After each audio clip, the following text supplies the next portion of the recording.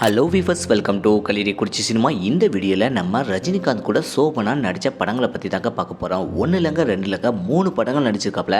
அது என்னென்ன படங்கள், எந்த வருஷம் ரிலீஸ் ஆகிருக்கு, நம்ம ரஜினிகாந்தனுடைய எந்த வயசில் ரிலீஸ் ஆகிருக்கு அப்படிங்கிறத இந்த வீடியோவில் பார்க்க போகிறாங்க.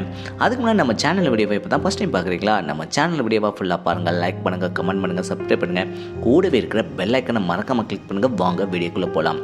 நம்ம ரஜினிகாந்த் கூட சோபனா உங்களுக்கு தெரிஞ்சு 2 படங்கள் தான் இருக்குன்னு நினைக்கிறேன். நான் 3வது படத்தை பற்றி சொல்லிடுங்க. 3 படங்கள் நடிச்சிருக்காப்புல. அது என்னென்ன படங்கள், எந்த வருஷத்தில் ரிலீஸ் ஆயிருக்கு அப்படிங்கிறத இந்த வீடியோவில் பார்க்க போகிறோம். ஃபர்ஸ்ட் படம் பார்த்தீங்கன்னா 1989ஆம் ஆண்டு நம்ம ரஜினிகாந்தனுடைய 39வது வயசில் சிவா படத்தில் நம்ம சோபனா கதாநாயகியாக நடிச்சிருக்காப்புலங்க. இந்த படத்தில் நம்ம ரஜினிகாந்த் சோபனா நடிப்பு எப்படி இருக்குது அப்படிங்கிறத மறக்காம கமெண்ட் செக்ஷனில் கமெண்ட் பண்ணுங்கள். இதில் நம்ம சோபனா பார்வதி அப்படிங்கிற கேரக்டரில் செம சூப்பராகவே நடிச்சிருக்காப்புல நம்ம ரஜினிகாந்த் கூட. இந்த படத்தை டைரக்டர் அமீர்சன் டைரக்ஷன் பண்ணியிருக்காப்புல. இந்த படத்தில் நம்ம ரஜினிகாந்த் சிவா டைகர் அப்படிங்கிற கேரக்டரில் நம்ம ரஜினிகாந்த் சூப்பராகவே நடிச்சிருக்காப்புலங்க. இந்த படத்துக்கு இசை இளையராஜா தான் இசையமைச்சிருக்காப்புல. இந்த படத்தில் நம்ம ரஜினிகாந்த் கூட ரகுவரனும் நடிச்சிருக்காப்புலங்க.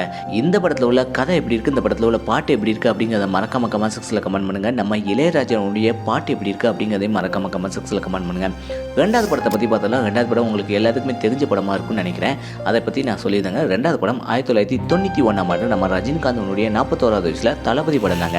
தளபதி படத்தில் நம்ம ரஜினிகாந்துக்கு ஜோடியாக சோபனா நடிச்சிருக்காப்புலங்க.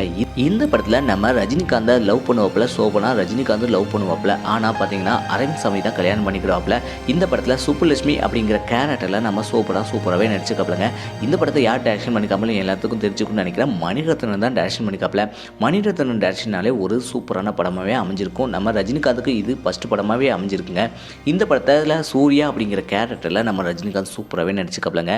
இந்த படத்துக்கு இசை இளையராஜா தான் இசையமைச்சிருக்காப்புல. இதில் பானுபிரியா தான் நம்ம ரஜினிக்கு ஜோடியாக நடிச்ச மாதிரி காமிச்சிருப்பாப்புலங்க.